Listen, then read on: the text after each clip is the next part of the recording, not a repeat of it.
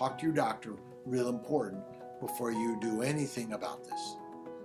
In general, an endocrinologist is going to spend a lot of time, has much more experience than most of us reproductive endocrinologists. That said, we're really working more diligently to look more closely and follow these levels.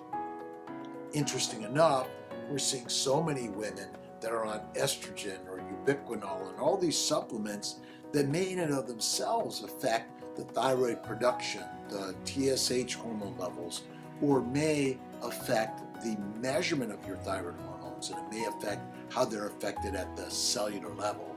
There's a lot of unknowns to this. But in general, I think it's important.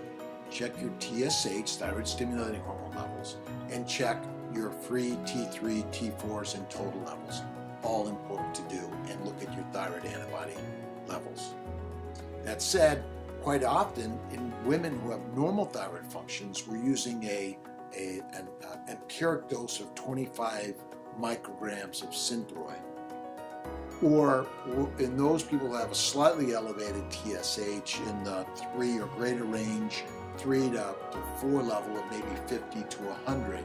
But it's important to regulate and manage these on a regular basis because we see them changing so quickly, even when we thought we have them under control.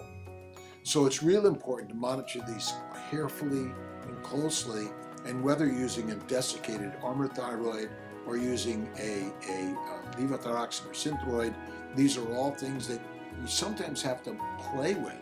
If one doesn't work, another one might.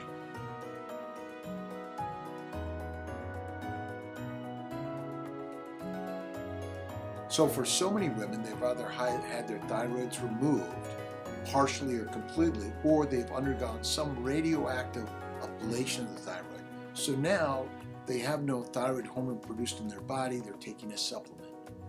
And so the question is whether or not donor eggs can still be utilized, and absolutely they can, whether it's donor eggs, donor embryos, or on your own. As long as you're supplementing, you should be okay and be able to manage to conceive and deliver a normal, healthy child. But you need to follow those levels before pregnancy, early in pregnancy, and throughout pregnancy.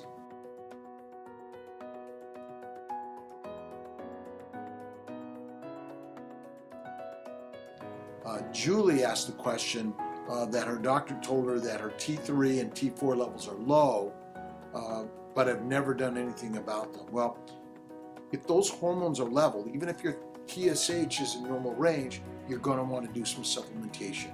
A little bit, even 25 or 50 micrograms of Synthroid levothyroxine may be enough.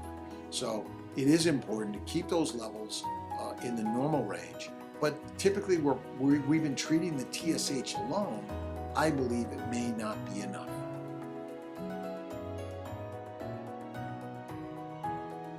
Talk to your doctor, real important, before you do anything about this.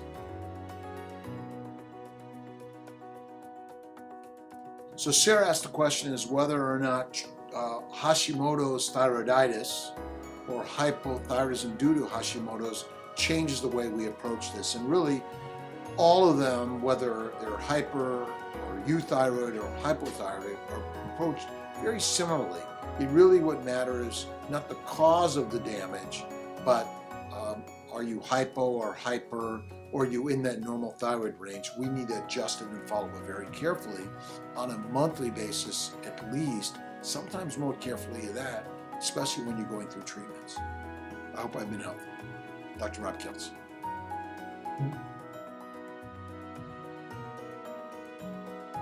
Susan asked a question about Graves' disease and its effect on fertility. Graves' disease and Hashimoto's and probably many other thyroid disorders are likely autoimmune or immunologic.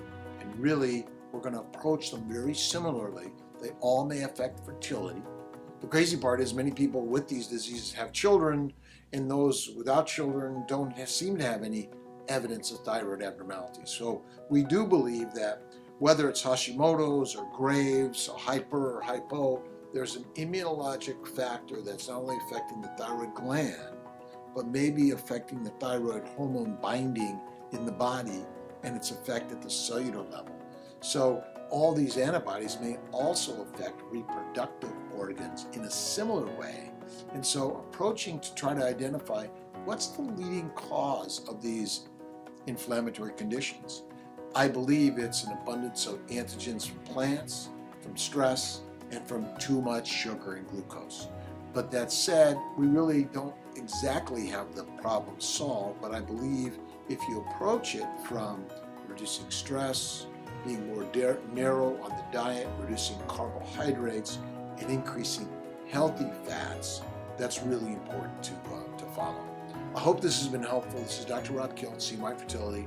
Please send your questions through Facebook or through our web correspondence. God bless.